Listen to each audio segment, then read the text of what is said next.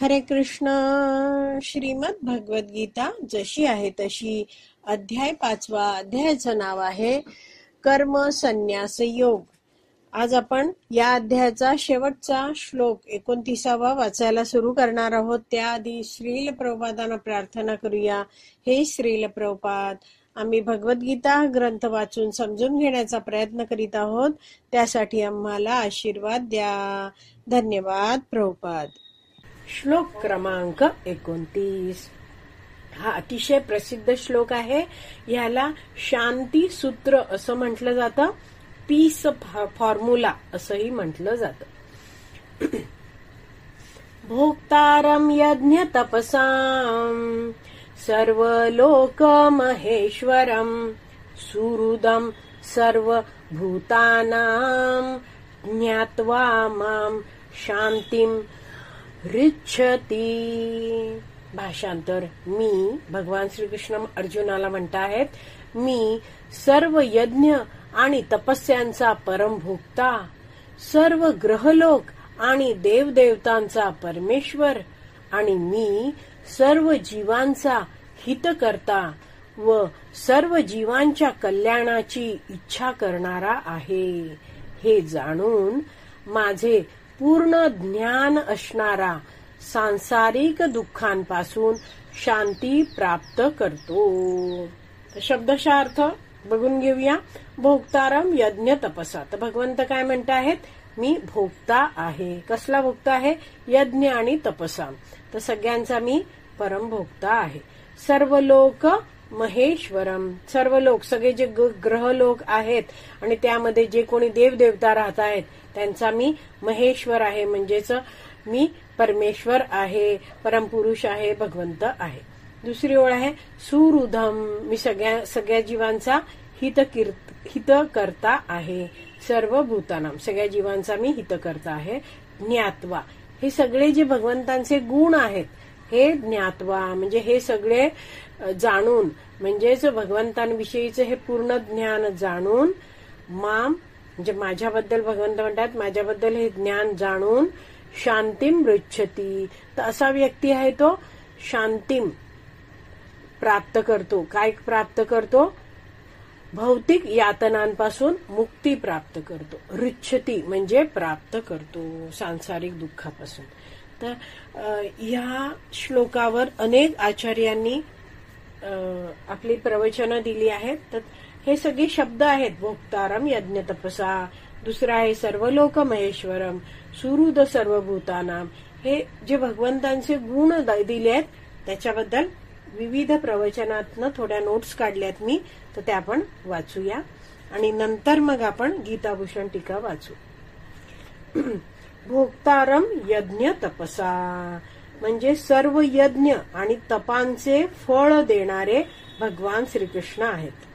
तर मनुष्य जे काही कर्म करतो त्याचं फळ मनुष्याला भगवान श्रीकृष्णांकडून प्राप्त होतं, हे आपण जाणून घेतलं पाहिजे. म्हणजेच फळ देणारे कोण आहेत? भगवंत. म्हणजेच आपण हे जाणलं पाहिजे की या फळाचे भोक्ता कोण आहेत, उपभोग घेणारे कोण असले पाहिजेत? भगवान श्रीकृष्ण असले पाहिजेत. तर ही गोष्ट अतिशय महत्वपूर्ण आहे. जिथपर्यंत मनुष्य जाणत नाहीत की भगवंत हे भोक्ता आहेत, ही वस्तुस्थिती जाणत नाहीत, तिथपर्यंत मनुष्य काय आहे? अशांतच राहतो. जसं शेवटचे शब्द काय आहेत? शांतीम ऋच्छती. तर शांती प्राप्त कशी होते हे भगवंतांचे गुण जाणून ते आपण आता जाणणार आहोत. तर जिथपर्यंत मनुष्याला माहिती नाहीये की भगवंत हे सर्व यज्ञ तपस्या याचे भोक्ता आहेत, सगळी फळं भगवंतच अर्पण करणारे आहेत, तिथपर्यंत मनुष्य आहे तो काय आहे? अशांतच राहतो. तर अशांत राहतो म्हणजेच काय होतं? त्याच्यामध्ये भौतिक वासना, इच्छा राहतात. म्हणजेच काय होतं की हा व्यक्ती जो आहे तो भगवान श्रीकृष्णांना सोडून इतर कार्य करण्यामध्ये त्याची इच्छा असते. इंद्रिय तृप्तीमध्ये रमण्याचा त्याचा प्रयत्न सुरू असतो. आणि ह्या ज्या इच्छा असतात, भौतिक इच्छा असतात, ही गोष्ट मला हवी आहे अशी इच्छा आहे, तर ती इच्छा मनुष्याच्या मनाला जाळत राहते. मला कधी मिळणार, ते कधी मिळणार, अशा तऱ्हेने त्याचे विचार असतात. ती इच्छा मनुष्याला जाळते. आता भगवंतांची सेवा जेव्हा भक्त करतो तेव्हा काय होतं, आपल्या इंद्रियांना भक्त आहे तो भगवंतांच्या सेवेत लावतो आणि त्यामुळे भगवंतांची सेवा केल्यामुळे या भक्ताला भगवंतांचं प्रेम मिळतं. हा बघा, आपण कोणतीही भगवंतांसाठी सेवा केली की आपण एकदम आनंदित असतो. हा तर म्हणून वैष्णवाचार्य समजवतात की भगवंतांची भक्ती केल्यामुळे भक्ताला जे प्रेम मिळतं भगवंतांपासून, त्यामुळे भक्ताचं मन आहे ते शांत होतं, थंड होतं. हा पण जर व्यक्ती केवळ इंद्रिय तृप्तीसाठी प्रयत्न करतो आहे, मनात काम भावना आहे, तर ही काम भावना आहे ती मनाला, हृदयाला सारखी जाळत राहते, तप्त करत राहते, अशांत करत राहते, वेगवेगळे विचार येत राहतात. तर हे आपण जाणलं की असा व्यक्ती आहे जो भगवंतांची भक्ती करून सेवा करतोय तो शांत राहतो. पण जो स्वतःलाच स्वामी समजतो आहे आणि भोक्ता होण्याची म्हणजे मी उपभोग घेण्याची त्याची वृत्ती आहे, मी उपभोग घेईन अशी वृत्ती आहे, तर तो कायम चिंतांनी इच्छांनी मनातल्या मनात जळत राहतो, अशांत राहतो. एवढं आपल्याला कळलं. आता तपस्येविषयी आपण जाणून घेऊया की तपस्येविषयी म्हटलं जातं की मनुष्य आहे, कोणताही मनुष्य घ्या, तो तपस्येशिवाय राहू शकत नाही. तर कोणी म्हणेल तपस्या कुठे, हे भौतिकवादी लोक आहेत जे इंद्रिय तृप्ती करतायत ते कुठे तपस्या करतायत. तर उदाहरण दिलं जातं की हे जे भौतिकतावादी लोक आहेत, म्हणजेच इंद्रिय उपभोग करण्यासाठी उत्सुक लोक आहेत, भोगी वृत्तीचे आहेत, ते इंद्रिय तृप्ती करण्यासाठी जे धन लागतं, आवश्यक असतं, ते धन प्राप्त करण्यासाठी किती सारे प्रयत्न करतात, प्रयास करतात. हा आपण जाणतो केवढे प्रवास करतात. कितीतरी अशी मी लोक ओळखते ज्यांना जे मुंबई ते पुणे रोज प्रवास करतात, म्हणजे नोकरीसाठी ते भल्या पहाटे उठून ट्रेन पकडतात, मुंबईला जातात, सगळी कामं करून रात्री पुन्हा पुण्याला येतात. म्हणजे धनप्राप्तीसाठी हा व्यक्ती काय आहे, प्रचंड प्रयत्न करतो आहे. तर हे काय तपस्याच आहे. जायचं 4 तास, जायला 4 तास लागतात, यायला 4 तास आणि तिथे 8 तास काम करायचं. केवढी मोठी तपस्या. ट्रेनमध्ये काय लगेच बसायला जागा मिळते का? नाही. कित्येकदा 4थी सीट मिळते बसायला किंवा कधी कधी तर उभं राहायला लागतं. कधी कधी दोन्ही पाय एका वेळी खाली टेकलेले पण नसतात, एका पायावरच नीटपणे म्हणजे जेमतेम उभं राहायला लागतं. तर असा जीवनामध्ये मनुष्य कोणती ना कोणती तरी तपस्या करतच असतो. तर ध्येय काय असतं, मी पैसे कमवेन, मग खूप सारी इंद्रिय तृप्ती करेन. पण जीवनामध्ये आपण मनुष्य जन्म मिळालाय तर तपस्या करण्याच्या मागचा खरा उद्देश जो वैदिक शास्त्र समजवतात तो काय आहे की मनुष्याने भगवान श्रीकृष्णांना प्रसन्न करण्यासाठी, संतुष्ट करण्यासाठी तपस्या करावी, प्रयत्न करावेत. पण हे लोकांना काही माहिती नसतं. तर आपण जाणून घेतलं आहे भोक्तारम यज्ञ तपसा. तर जे काही आपण यज्ञ, जे काही कार्य करतो आहे, जे काही तपस्या करतो आहे, ती भगवंतांना संतुष्ट करण्यासाठीच करायला हवी. स्वतः भोगी वृत्ती ठेवून या भौतिक प्रकृतीवर स्वामित्व गाजवण्याचा प्रयत्न करू नये. एवढं आपण कळलंय. आता पुढचा जो शब्द आहे पहिल्या ओळीतला सर्व लोक महेश्वरम, याबद्दल म्हटलं जातं की सर्व ग्रह लोकाचे आणि व्यक्तींचे, देवदेवतांचे भगवान श्रीकृष्ण कोण आहेत? परमेश्वर आहेत. परम ईश्वर. ईश्वर म्हणजे काय? नियंत्रण करणारा. आणि परमेश्वर म्हणजे सर्वश्रेष्ठ नियंत्रण करणारा. म्हणजेच काय? भगवंत कंट्रोलर आहेत, नियंता आहेत. भगवंत स्वामी आहेत, सगळं काही भगवंतांचंच आहेत. म्हणजेच सर्व लोक महेश्वर म्हणजे भगवान श्रीकृष्ण सगळ्या जगताचे काय आहेत? मालक आहेत. तर मग इथे जे शेवटी सांगितलंय की भगवंत म्हणतात ज्ञात्वा माम शांतीम पृच्छति. तर भगवंत सर्व लोक महेश्वर आहेत हे जाणून कशी काय शांती प्राप्त होईल? या ज्ञानाचा आपल्या शांतीशी काय संबंध आहे असं जर कोणी विचारत असेल तर त्याला हे उत्तर आहे, वाचूया. प्रत्येक व्यक्तीला असं वाटत असतं की मी कुणाला तरी कंट्रोल केलं पाहिजे, कुणीतरी माझं ऐकलं पाहिजे, माझी आज्ञा पाळायला हवंय.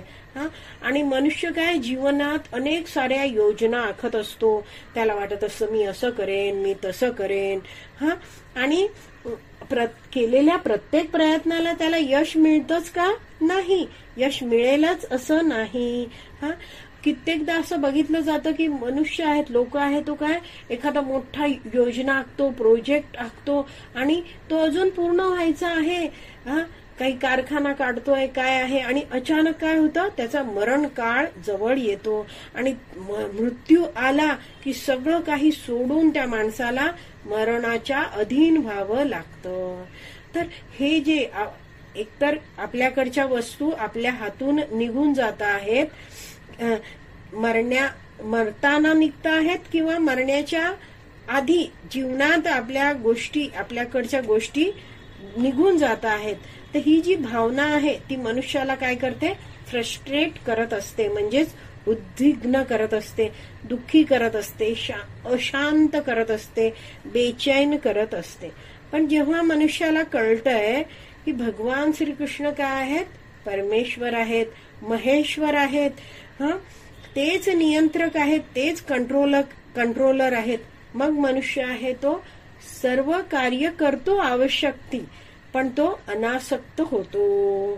तर भगवद्गीतेमध्ये आपल्याला हे सगळं भगवंत ज्ञान देत आहेत आणि समजवतात काय. हे भगवद्गीतेचं ज्ञान घेऊन आपण काय जाणतो की मनुष्याने जबाबदार व्हावं, म्हणजे रिस्पॉन्सिबल व्हावं, आणि त्याचबरोबर काय आहे, अनासक्त पण व्हावं, डिटॅच व्हावं.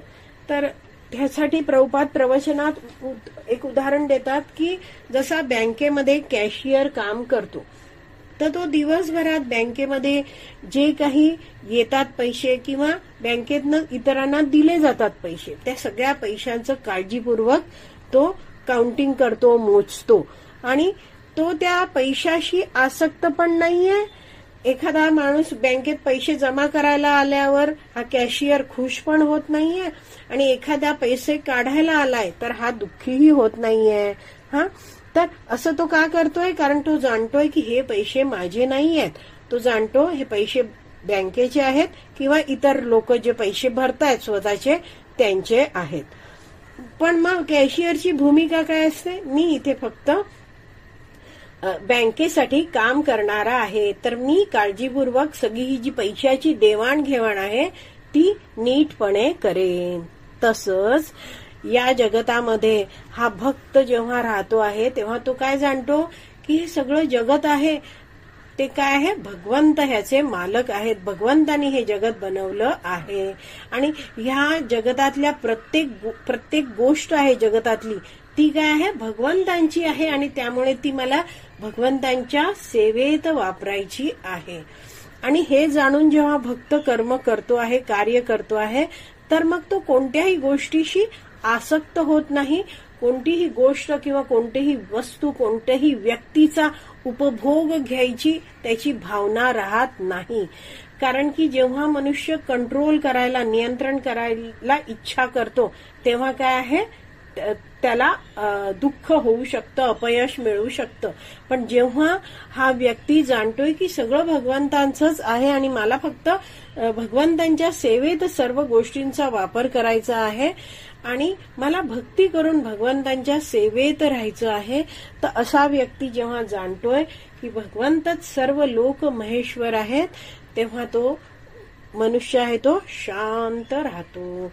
तर अशा प्रकारे भगवंतांचा हा गुण जाणल्यामुळे व्यक्ती शांती प्राप्त करतो.